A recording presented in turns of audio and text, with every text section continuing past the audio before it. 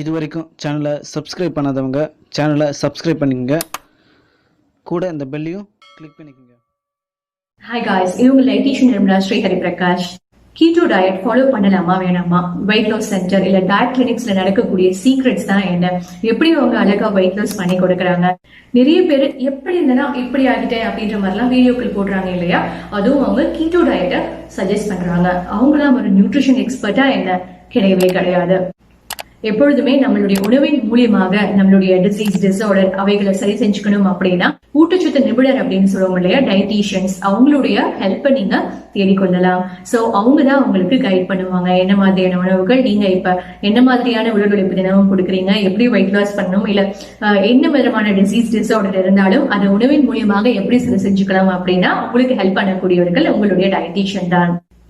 2 வருடமாக இந்த கீட்டோ டயட்டை பத்தி நிறைய சொல்லியிருக்கேன். ஃபார்முலா டயட்டான கீட்டோ டயட், பாலியோ டயட் அப்படின்னு நிறைய விஷயங்கள் பேசியிருக்கேன். 2 வருடமாக ஒரு யூடியூப் சேனல் மூலியமா நான் பண்ணிட்டு இருக்கேன். என்னுடைய அவேர்னஸ் வீடியோஸை கொடுத்துட்டு இருக்கேன். ஆனாலுமே நம்மளுடைய மக்களுக்கு சென்றடையவே இல்லை. அவங்க இன்னுமே பலதர விஷயங்கள்ல இருந்து பலதரப்பட்ட யூடியூப் சேனல்ஸ்ல இருந்து அவங்க இந்த கீட்டோ டயட் பாலியோ டயட்டை ஃபாலோ பண்ணிட்டே தான் இருக்காங்க. இது முற்றிலுமே தவறான விஷயம். சரி, இப்ப இந்த கீட்டோ டயட்ல என்னதான் நடக்குது, எதனால இது பாதிப்புக்கு உள்ளாக்குது? நம்மளுடைய பாடி மெக்கானிசம் வந்து சீராக செயல்படணும் அப்படின்னா நம்ம உணவுகள்ல இருந்து இருக்கக்கூடியது 80% அல்கலைன் ரிச் உணவுகளா இருக்கணும், 20% தான் ஆசிட் ரிச் உணவுகள், ஆசிட் ப்ரமோட்டிங் உணவுகளா இருக்கணும். அது 80% அல்கலைன், 20% acidic. இப்படிதான் நம்மளுடைய உடல் அமைப்பு இருக்கு. அப்பதான் நம்மளுடைய எந்தவித டிசீஸ் டிசார்டருக்கு ஏதுவானவர்களா இல்ல அப்படின்றது அர்த்தம். சீராக நம்மளுடைய உடல் உறுப்புகள் அனைத்துமே செயல்பட்டு இருக்கு அப்படின்றது அர்த்தம். நம்ம எடுக்கக்கூடிய நட்ஸ், பாதாம், வால்நட், இவைகள், பயிறு வகைகள், நம்மளுடைய ஃப்ரூட்ஸ், நம்மளுடைய வெஜிடபிள்ஸ், கீரைகள், இவைகள் எல்லாமே நமக்கு அல்கலைனிட்டியை கொடுப்பாங்க. அதனாலதான் அதிகமா காய்கறிகளை எடுத்துக்கோங்க அப்படின்னு சொல்லுவோம். நம்ம எடுக்கக்கூடிய மாமிசங்கள், பருப்பு வகைகள், தானியங்கள், இவைகள் தான் நமக்கு இந்த 20% ஆல்கலைனிட்டியை கொடுக்கக்கூடியவர்கள். தினமுமே வெறுமன மாமிசம் சாப்பிட்டு காய்கறியே சாப்பிடவங்க கூட இருப்பாங்க இல்லையா. ஒரு நாளைக்கு காலையில ஒரு குருமா வச்சிட்டோம் அப்படின்னா ஒரு மட்டன் குருமா வச்சிருவாங்க, இல்ல மதியம் ஒரு மீன் குழம்பு, இப்படிதான். அதுல காய்கறியே எடுத்துக்க மாட்டாங்க. அது ரொம்பவே தவறான விஷயம். அதனாலதான் பல நோய்கள் நமக்கு உருவாகிக்கிட்டு இருக்கு. காரணம் நம்ம எடுக்கக்கூடிய அதிகப்படியான மாமிசம். ஏன்னா அந்த மாமிசங்கள் அனைத்துமே நமக்கு அல்கலைனிட்டியே கொடுக்கறது இல்ல, எசிடிக் என்விரான்மெண்ட் நம்ம உடம்புல ஏற்படுத்துறாங்க. சோ நீங்க ஒரு எசிடிக் என்விரான்மெண்ட்ல இருக்கும் பொழுது நீங்க எந்த ஒரு நோய்க்குமே ஏதுவானவர்கள் அப்படின்றத அர்த்தம். அதிகப்படியா ஒரு ஆல்கஹாலை கன்சியூம் பண்ணும் பொழுது அவருக்கு இன்சுலின் ஆனது சுரக்காது. சோ அவங்களுடைய குளுக்கோஸ் வந்து எனர்ஜியா கொடுக்க முடியாது. அப்ப அவங்க கொழுப்பு கிடங்குகள்ல இருக்க கொழுப்பு தான் கீட்டோனா மாறுவாங்க, ரத்தத்துல வந்து சேருவாங்க. சோ இந்த மாதிரி கொழுப்பு வந்து கீட்டோனா கெமிக்கலா மாறும். கீட்டோன் அப்படின்னு சொல்லக்கூடிய கெமிக்கலா மாறி ரத்தத்தில் வந்து சேரும் பொழுதுதான் இந்த ப்ராசஸ் தான் நம்ம கீட்டோசிஸ் அப்படின்னு சொல்லுவோம். இந்த மாதிரியான விஷயம் தான் ஒரு சர்க்கரை நோயாளிகள் இடத்துல ஏற்படும். சோ இந்த என்விரான்மெண்ட் தான் நீங்க ஆர்டிபிஷியலா நீங்க உங்களுக்கே கிரியேட் பண்ணிக்கிறீங்க கீட்டோ அப்படின்ற டயட் மூலியமா. எப்படின்னா நீங்க 75% ஃபேட், கொழுப்புகளா எடுத்துக்கிறீங்க. இந்த கீட்டோ டயட்ல 5% மட்டுமே தான் மாவுச்சத்து, கார்ப்ஸ் எடுத்துக்கிறீங்க. மற்றும் 20% நீங்க புரதம் எடுக்கிறீங்க. 20% புரதம் அப்படின்றது அதிகப்படியான அளவு. நல்ல ஒர்க் அவுட் பண்ணக்கூடியவங்க, அத்லெட்ஸ், அவங்க தான் இந்த 20% எடுக்கணும். நம்மள மாதிரி செடென்டரி லைஃப் ஸ்டைல் இருக்கக்கூடியவர்கள், அதிகப்படியான உழைப்பு இல்லாதவர்கள் எல்லாமே இவ்வளவு புரோட்டீன் எடுக்கக்கூடாது. அது நம்மளுடைய லிவர் அண்ட் கிட்னிக்கு அதிகப்படியான லோடு கொடுக்கற மாதிரி இல்லையா.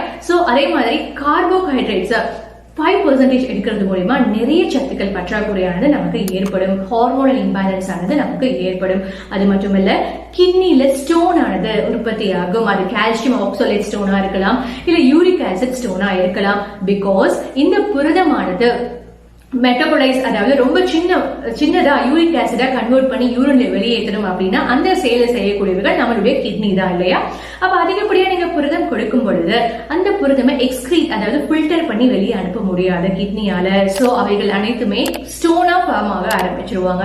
இந்த கீட்டோ டயட் மூலியமாக நம்மளுடைய உடல்ல நம்ம ஒரு ஆசிட் என்விரான்மெண்ட் தான் கிரியேட் பண்றோம், அல்கலைன் என்விரான்மெண்ட் கிடையாது.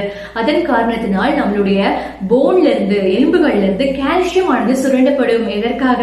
நம்மளுடைய pH, பிளட்டினுடைய pH சீரமைக்கணும், நியூட்ரலுக்கு கொண்டு வரணும் அப்படின்றதுக்காக. ஏன் அப்படின்னா நம்மளுடைய பிளட்டினுடைய pH 7 மட்டுமே. சோ அதை எப்பவுமே மெயின்டைன் பண்றதுதான் இந்த கால்சியமோட வேலை. சோ இந்த கால்சியம் ஆனது போன்ல இருந்து சுரண்டப்பட்டு கால்சியம் வந்து கொடுக்கப்படும் பிளட்டுக்கு. இந்த வேலையை செய்யக்கூடியவர்கள் நம்மளுடைய வைட்டமின் டி அப்படின்னு சொல்லக்கூடிய ஒரு ஹார்மோன். சரி, சோ இந்த மாதிரி கால்சியம் சுரண்டப்படும் பொழுது இந்த கால்சியம் ஆனது ஒரு கிறிஸ்டல்ஸ், கால்சியம் ஆக்சோலேட் அப்படின்ற ஒரு ஃபார்ம்ல ஒரு கிறிஸ்டல்ஸ் உற்பத்தி பண்ணுவாங்க. அவங்களதான் நம்ம ஸ்டோன்ஸ் அப்படின்னு சொல்லுவோம். இந்த ஸ்டோன்ஸ் வந்து கிட்னில உருவாகும். சோ இந்த மாதிரியான யூரிக் ஆசிட் நம்ம பிளட்ல வந்து அதிகப்படியா தேங்கி நிற்கும். இந்த புரோட்டீன் அதிகமா இந்த டயட்ல எடுக்கிறது மூலமா. சோ எப்படி பார்த்தாலுமே இந்த கீட்டோ டயட் ஆனது உங்களுக்கு பாதிப்புக்கு உள்ளாகும். பட் என்ன ஒரே ஒரு பெனிஃபிட்னா வெயிட் லாஸ் தான். சோ ஒரே வாரத்துல நீங்க நல்ல ஒரு வெயிட் லாஸ பார்க்க முடியும். ஆனா நீங்க ஒரு 3 மாசத்துல உங்களுடைய கிட்னி டேமேஜுக்கு உள்ளாக ஆரம்பிச்சிடும். அதுவும் மறுக்க முடியாத உண்மை. 1920s தான் இந்த கீட்டோ டயட் ஆனது பயன்பாட்டுக்கு வர ஆரம்பிச்சது.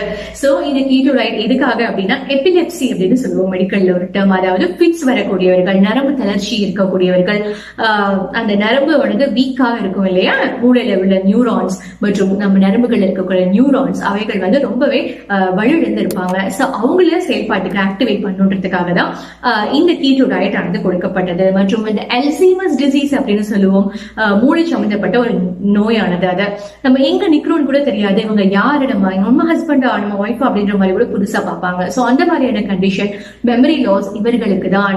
சோ அவங்க அந்த கீட்டோ டயட்டா இந்த மாதிரியான கண்டிஷன் இருக்கிறவங்க எடுக்கிறப்ப அதுக்கு ஒரு போனஸா தான் அமையுமே இந்த வெயிட் லாஸ். அவ்வளவுதானே தவிர இது வெயிட் லாஸ்க்கான டயட் கிடையாது. ஒரு ஆரோக்கியமான நம்ம மக்களுக்கு கொடுக்கக்கூடிய டயட் வெயிட் லாஸ் கிடையாது, கீட்டோ டயட் கிடையாது. கீட்டோவா இருக்கட்டும், பேலியோவா இருக்கட்டும், இந்த மாதிரியான ஃபார்முலா டயட்டை நான் என்னுடைய மக்களுக்கு நான் கொடுக்கறதே கிடையாது. நான் என்னுடைய இத்தனை வருட காலமாக ஈவன் பேலன்ஸ் டயட்ல மட்டுமே தான் அவங்களுடைய வெயிட் லாஸ் நான் பண்ணி கொடுத்துருக்கேன். சோ டாக்டர்ஸ் எல்லாமே நியூட்ரிஷன் எக்ஸ்பர்ட் கிடையாது, அதை முதல்ல புரிஞ்சுக்கோங்க.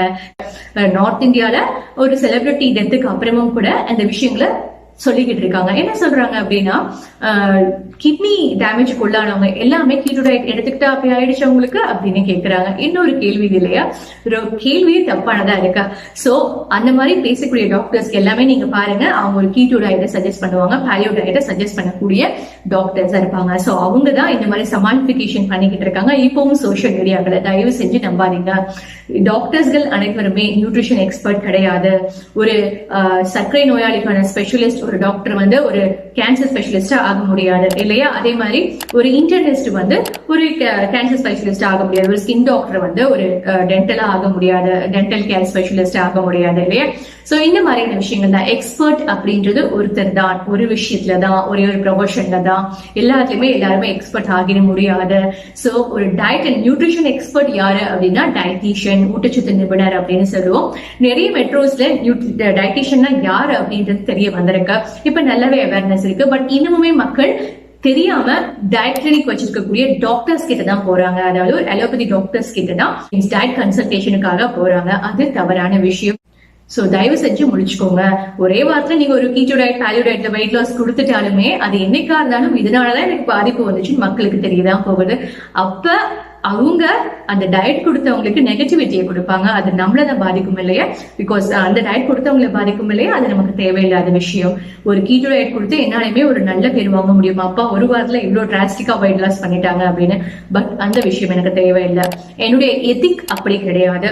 நான் என்னுடைய எத்திக் படி தான் என்னுடைய ட்ரீட்மெண்ட்ஸை என்னுடைய கிளைண்ட்ஸ்க்கு கொடுத்துட்டு இருக்கேன். சோ உணவின் மூலியமாக அனைத்தும் சாத்தியமே. சோ கீட்டோ டயட் நம்மளுடைய கிட்னி ஸ்டோன் ஃபார்மேஷனுக்கு கண்டிப்பா வழிவகுக்கிறாங்க. ஒரு கேன்சரா இருக்கிறவங்களுக்கு கூட இந்த கீட்டோ டயட் கொடுப்போம். அந்த கேன்சர் செல்களை ஸ்டாவ் பண்ணி சத்துக்கள் இல்லாம அதை சாகடிக்கணும்ன்றதுக்காக. சோ அவங்களுக்கு கூட அதிகபட்சமா நாங்க ஒரு 40 நாளைக்கு மேல கொடுக்க மாட்டோம். பட் இப்ப இருக்கக்கூடிய மக்கள் கீட்டோ டயட் வெயிட் லாஸ்க்காக எடுக்கிறாங்க, அதுவுமே மாதக்கணக்கில் ஃபாலோ பண்றாங்க. அது தவறான விஷயம். நிறைய பேர் நச்சரிச்சு எனக்கு கீட்டோ டயட் கொடுங்க அப்படின்னு சொல்லாலுமே கூட நான் கொடுக்கறது கிடையாது. இன்னொரு விஷயம், வெயிட் லாஸுக்காக இந்த புரோட்டீன் பவுடர் மக்கள் யூஸ் பண்றாங்க இல்லையா? இது இன்னொரு நாளைக்கு இது ஒரு பெரிய பூகம்பமா வந்து சேரும், மக்களுக்கு அவேர்னஸா வந்து சேரும். அப்போ ஒரு உயிரை நம்ம இழந்திருப்போம். சோ தயவு செஞ்சு அது வேணாம். வெயிட் லாஸ்க்கு நீங்க புரோட்டீன் பவுடர் எடுக்க வேணாம். அதாவது ஒரு ஃபேட் லாஸுக்கு ஜிம் போற ஒரு ஆணா இருந்தாலும் சரி, பெண்மணியா இருந்தாலும் சரி, நீங்க அதுவுமே எடுக்க வேணாம். இது என்னுடைய தாழ்மையான வேண்டுகோள். ஒரு புரோட்டீன் பவுடர் இல்லாமல் கூட வெஜிடேரியன் உணவுகள் மூலியமாக 200 கிராம் புரோட்டீன் கூட நம்மளால எடுத்துக்கொள்ள முடியும். என்னால அதை கொடுக்க முடியும்? பிகாஸ் நம்மளுடைய வெஜிடேரியன் உணவுகள்ல இருந்து புரோட்டீன் கிடைக்காது அப்படின்றது ரொம்பவே தவறான கருத்து. வெஜிடேரியன்ல இருந்து எப்படி புரோட்டீன் எடுக்கணும் அப்படின்றத தெரிஞ்சுக்கிட்டா போதும். பட் அது கிடைக்காது அப்படின்றது தவறான கருத்து. அந்த காலத்துல நம்ம பெரியவர்கள் ஒரு பூராங்கடி, ஒரு பூச்சிக்கடி, பாம்பு கடிலாம் ஏற்பட்டா என்ன பண்ணுவாங்க, உடனே ஒரு வெள்ளத்தை வாயில வச்சு விடுவாங்க, இல்ல அந்த வேப்பிலையை வாயில வச்சு என்ன சொல்லுவாங்க. ஏன் அப்படின்னா வேப்பிலையா இருக்கட்டும், வெள்ளமா இருக்கட்டும், அது ஒரு அல்கலைன் என்விரான்மெண்ட்டை உருவாக்கி கொடுப்பாங்க. ஒரு பாம்பு கடி, தேல் கடி ஒரு ஆசிட உருவாக்கி கொடுப்பாங்க. நம்ம உடம்புல ஏற்படக்கூடிய நச்சுக்கள் எல்லாமே அசிடிட்டியை உருவாக்கக்கூடியவர்கள், ஒரு ஆசிட் என்விரான்மெண்ட்டை உருவாக்கக்கூடியவர்கள். அதாவது அந்த வெள்ளம், அந்த வேப்பினுடைய அல்கலினிட்டி 8.2 அதனுடைய pH. சோ இந்த pH நம்மளுடைய ஆசிட நியூட்ரலைஸ் பண்ணணும், அந்த பாம்பு கடினால ஏற்படக்கூடிய ஆசிட் நியூட்ரலைஸ் பண்ணுன்றதுக்காக கொடுப்பாங்க. அவங்களுக்கு சயின்டிபிக்கா அவ்வளவு சொல்ல தெரியாது. பட் நம்ம ஹோம் ரெமடிஸா நம்ம பெரியவர்கள் பண்ணிட்டு தான் இருந்தாங்க இல்லையா. ஒரு கீட்டோ டயட் எடுக்கும் பொழுது அந்த மாதிரியான கண்டிஷன் தான் உங்களுக்கு நேரிடும். அதாவது ஒரு பாம்பு கடி போல அதிகப்படியான விஷம் தான் கிடையாது. ஆனா அதிகப்படியான கீட்டோன்ஸ் அப்படின்ற கெமிக்கல்ஸ் ரத்தத்துல உருவாக்குறதுனால உங்களுக்கு பல விதத்துல உங்களுக்கு பிரச்சனைகள் உடம்புல ஏற்படும். அதுல ஒண்ணுதான் இந்த ஸ்டோன் ஃபார்மேஷன், கிட்னி டேமேஜுக்கு உள்ளாகிறது. இது கிட்னில மட்டும் கிடையாது, நம்மளுடைய கேல் பிளாடர்னு சொல்லுவாங்க இல்லையா, பித்தப்பை, அதுலயுமே ஸ்டோன் உருவாகும். நம்மளுடைய கொழுப்புகள் நம்மளுடைய ஹார்ட்ல போய் தங்க ஆரம்பிப்பாங்க. அதாவது எல்டிஎல்னு சொல்லுவோம் இல்லையா, கெட்ட கொலஸ்ட்ரால் அதிகப்படியா உற்பத்தி ஆகி ஹார்ட்ல போய் ஒட்டிக்கொள்ளும். சோ ஹார்ட் டிசீஸ் ஆனது ஏற்படும், மாரடைப்பான ஏற்பட வாய்ப்புகள் இருக்கு. இந்த மாதிரி நிறைய ஹெல்த் இஷ்யூஸ் இருக்கு. சோ இதை பத்தி பேசணும்னா பேசிக்கிட்டே போகலாம். சோ இப்ப டிசைட் பண்ணுங்க, கீட்டோ டயட் உங்களுக்கு வேணுமா வேணாமா அப்படின்றது. நீங்க அக்கறைப்படக்கூடிய நபர்களுக்கு கண்டிப்பா இந்த வீடியோவை ஷேர் செய்யுங்க. சோ இந்த வீடியோ அனைத்து சகோதர சகோதரிகளுக்குமே பிரயோஜனமா இருக்கும்னு நான் நம்புறேன். Simple scientific is life changing, have a healthy lifestyle.